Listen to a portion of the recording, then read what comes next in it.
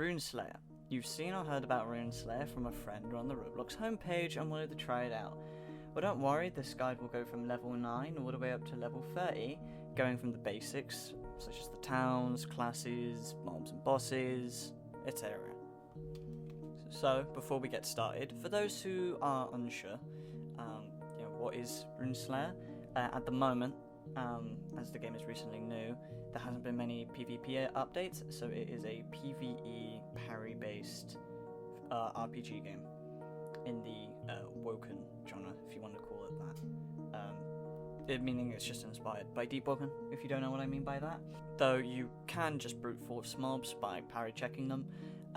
In certain ones you will have to be parrying once you get to a certain level, which you'll either see in this video or from experiencing it yourself through gameplay. You will notice once you create a slot, just like Deep Woken, you'll be greeted with a character customization screen. Not as in-depth as Deep Woken with all sorts of attunements and styling weapons, because in this game there is only one way to get spells, and whilst they are all different elements, only 2 classes can use them. So it's not like a big part that you need to choose, as it's not going to affect if you're a warrior or a thief or a striker. You can still use them, but it's not going to be your main focus around your class. Now, unlike Deep Woken, races in this game are more important than they are in Deep Woken, as in Deep Woken they don't really matter, whilst in this game they are a lot more important, depending on what you want to go for. Though you can do anything with any race, you are better off having specific races for specific kinds of builds, though I don't agree with that. I would just say use whatever you want, but if you want to be the most efficient, I will include what I think is the most efficient for certain stuff, but you can be whatever you want. You don't have to be what I say. The races in the game is human, which is really good for it's just a great all-rounder. And you've got the orcs, which are really good for being tanky and just having good DPS in general. You've got elves, which are really good for PvP, and they can go invisible. Every mob is neutral to elves, it's a passive ability they have. So it really makes it helpful for certain areas in PvE, like the Beast Camp, or certain areas in the Goblin Cave, and just makes progressing and getting around the map just a lot easier. Now, once you've selected your race, if you re-rolled or if you just stuck with one of the common races the game gives you, before you go off and you make a bunch of ults trying to get a rarer race, I believe you can only get common races. You have to pay if you want to get a rarer one, which does suck, but that's that's the developer's choice. I don't agree with that.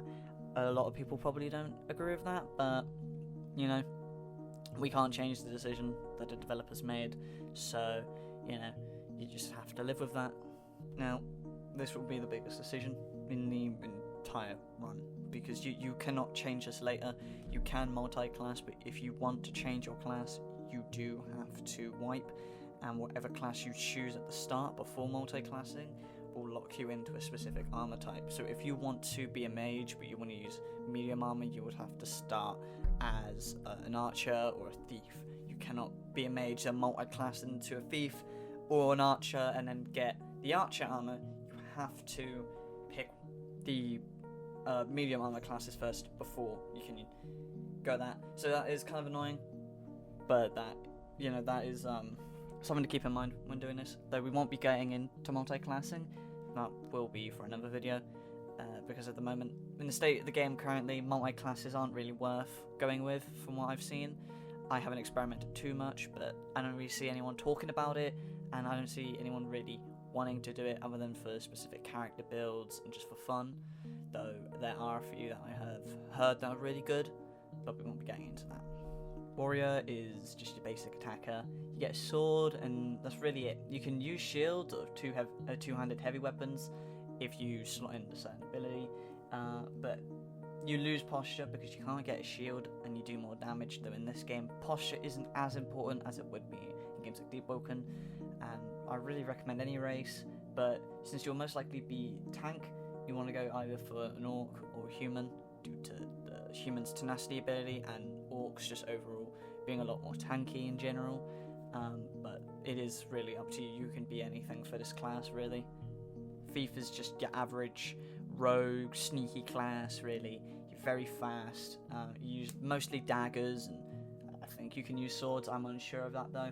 This one I've experimented with the least. I've played a little bit of it, but I haven't messed with it too much, and it does pretty decent damage. And even though the weapons have low base damage stats, obviously you attack quite quickly, so that goes from just very little amounts of damage to really high powerful DPS very quickly. You want agility to spec into this, as this will increase your critical chance and your just overall damage, which is worth it. And for the race, I recommend the Aelurin, I don't know how to pronounce it, the furry race, the Felinor from Wish, right? And that's what you want for this. Striker is another melee class. It's like your monk or just like fists in general. It's similar to the warrior, but obviously you don't have a sword. You punch enemies with like gloves or just your hands or whatever.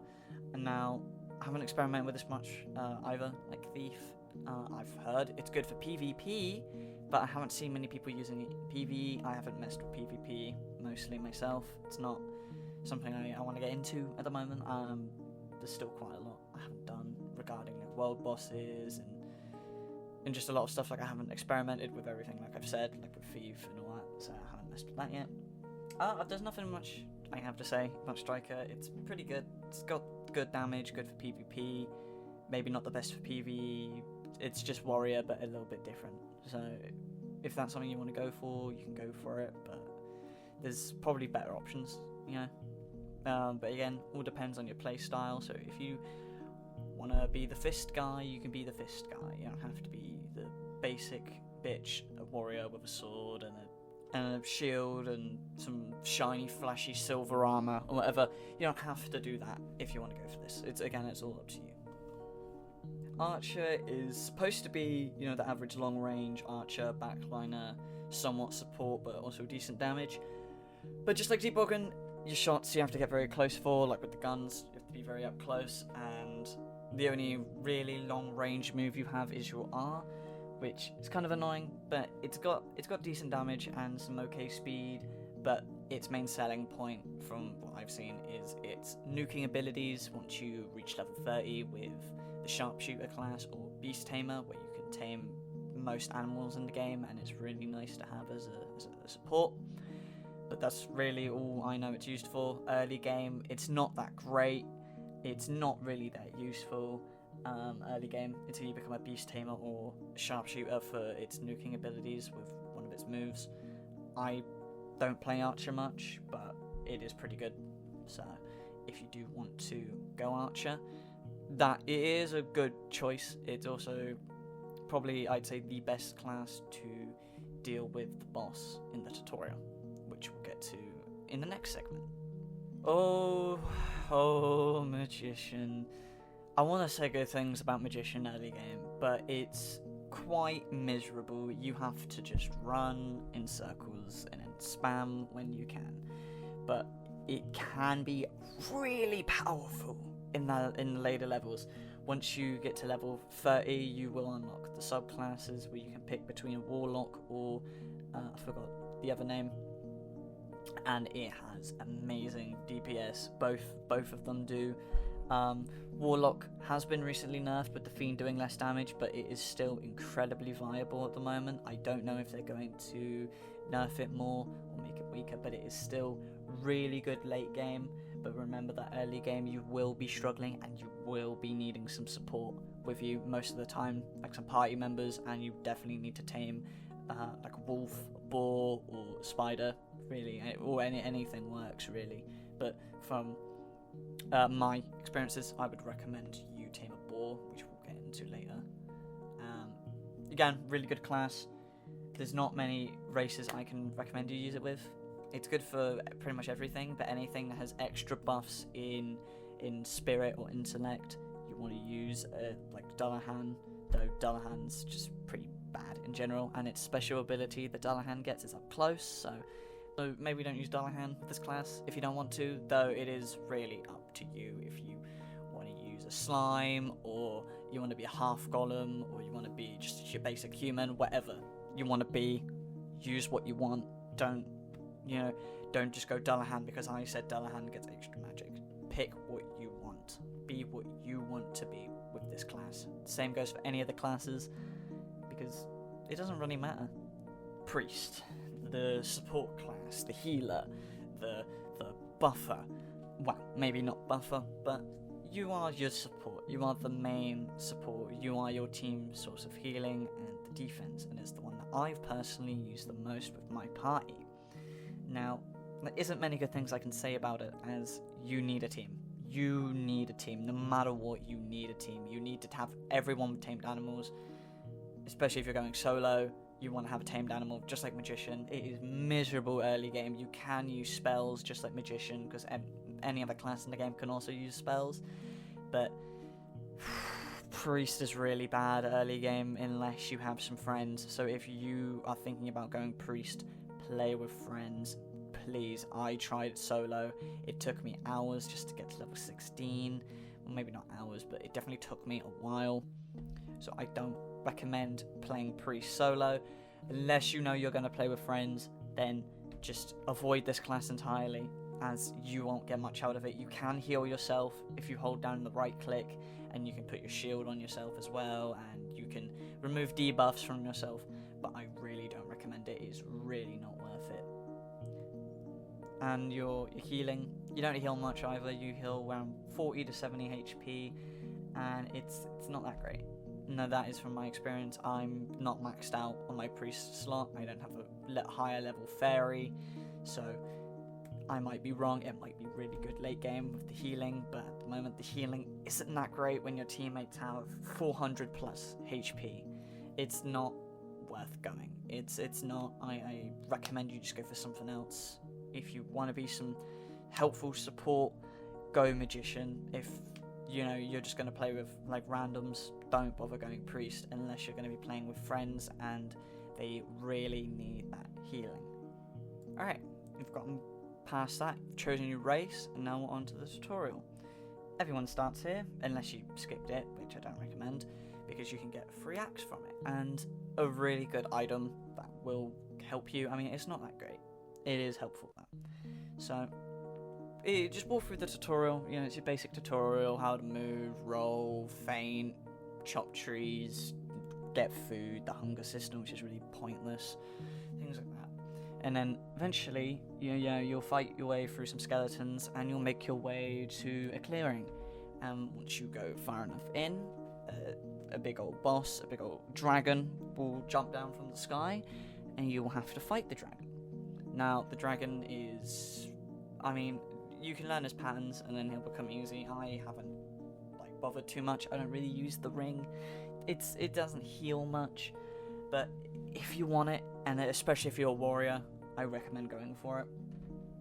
Now, if you really are wanting the ring, you really want to beat him, and you don't want to do it legitimately, you can look up how to cheese him, but I recommend just getting good enough. Though that is if you really want it. The reason I don't recommend cheesing is just because it takes some fun out of it. But if you really just want to get it and just have it over with, you can cheese him. But I don't recommend it. So, I've just lied to you. I haven't been entirely honest with you here. That was the tutorial, but it's not over yet. You have died to the dragon most likely, or beaten. But that's not the end. You are now Wayshire, which is the start of town, and the rest of the tutorial of the game.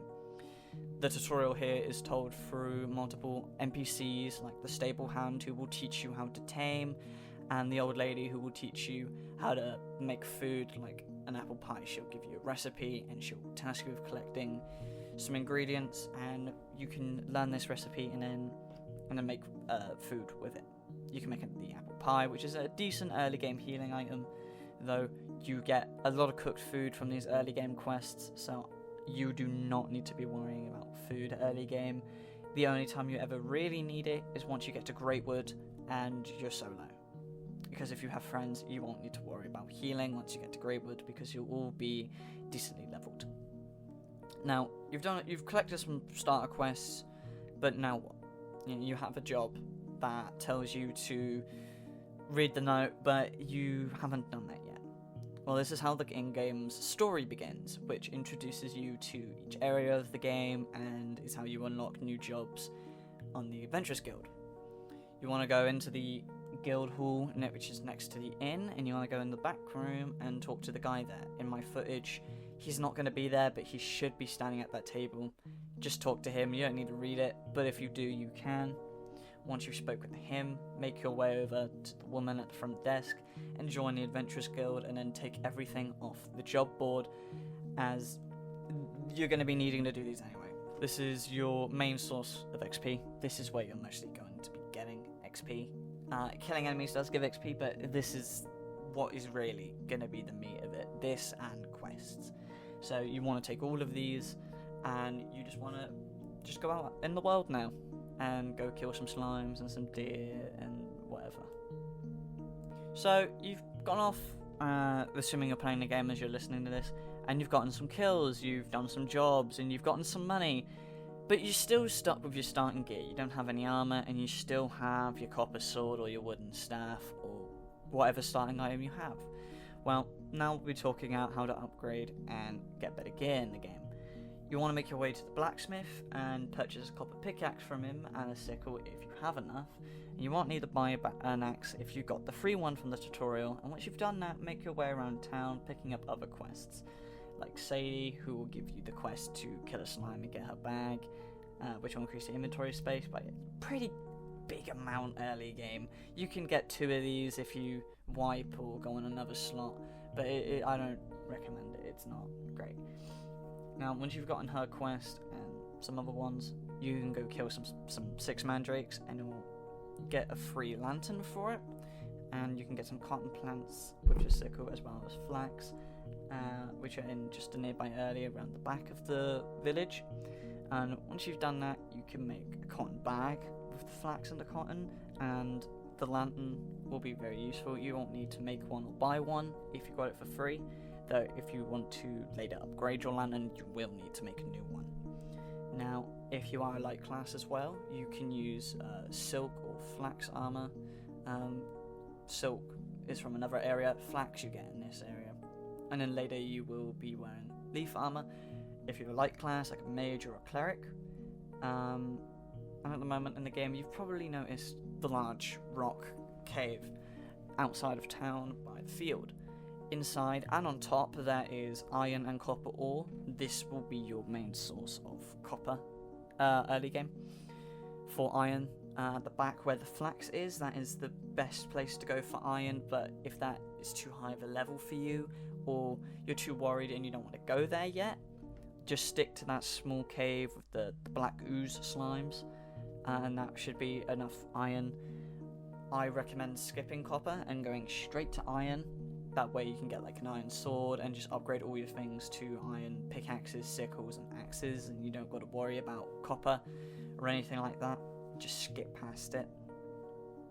In the blacksmiths as well, you can smelt your ore in his big old furnace.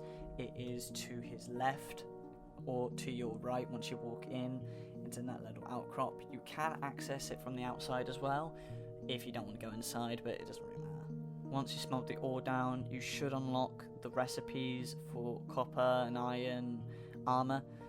Depending on the ores you smelt, you will unlock recipes for that. So if I smelt some platinum, I would unlock the recipe for platinum armor, great sword, shield, great axe. But if there was an axe, there is an iron great axe. That is the only great axe you can craft in the game. So don't expect there to be great axes for every ore. You know, don't get like silver and then be like, where's the silver great axe or anything, because there won't be any. If you are a medium armor class, you can kill deers for light leather, or you can go kill boars, wolves and bears in the back area to get medium leather, and eventually a boss who will give you heavy leather. Now, this armor is obviously going to require a lot of farming kills compared to the other ones, which are quite easy to get. Just get some ore or get some plants. It's not really a big deal. It just takes a little longer and can be kind of challenging depending on your level. If you are unable to kill boars and the other things that drop the medium leather, just kill some deer and get some light armor first. Or you could make flax. You can wear light armor if you really want. I don't recommend it, but you can. if you are a striker as well, you you wear light armor, but instead of making the robes and the hat, you want to make the gi, the headband, and the shoes for that. So instead of robes, if you're a striker, you want to be making the gi. Just keep that in mind as well. If you are a priest or a mage, you might be wondering how to get spells, and there are a few special mana-based spells, like Mana Bomb, which you'll get from leveling up, but that's not going to be enough. So you want to make your way up the Wizard's Tower in Wayshire, which is just behind the inn across the little stream. Just want to jump over it, walk up, and once you have 20 silver, you can buy a random spell from him. This you can do it every 2 hours. I don't know why they put a limit on it. I guess because it's a gacha. You can also get lightning spells at a place called the Stormbreak. I think it's something like that. It's kind of annoying, and there's only 3 spells you can get from it, and it's kind of RNG based, as you need to kill the enemies there to get a special item. I wouldn't worry about that now, as this is just a beginner's guide, not something you should be worrying about. So we'll leave it out of this guide. I won't show you where it is. I won't tell you how to get it. There are videos on it. If you really want to go off and get it yourself, you are more than welcome to. I recommend a mount, so at least level 20 before you go off. And again, if you are any other class, you can use spells, but I don't recommend it, as you won't get mana from your leveling up. You'll get focus or whatever, right? You won't get mana, so I don't recommend it unless you're a mana class. Now, the game is named after runes.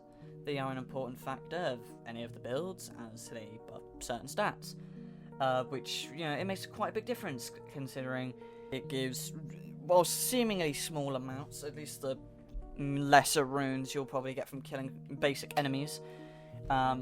It might not seem like it does much, 1 extra stamina, 1 extra strength, but they really do make a difference, and everything you have isn't going to have a rune slot. Well, it can, but it is also randomized every time. You pick up a piece of armor or a weapon, or craft it, or whatever, it will have a rune slot potentially on it. Sometimes it'll have 1, sometimes it'll have 3, or it might just have none. And if you want to equip a rune, you got to make sure that the armor is unequipped, has an empty rune slot, and you have 20 silver. And then you want to make your way to blacksmith, ask them if they are a rune smith, and then you can have them plop a rune onto your armor. And that's how you do it. You cannot unequip it unless you have a special rune, which you get from, I don't know if they're a mini boss or a boss. I haven't fought them yet, as I have a need to, as I save my runes.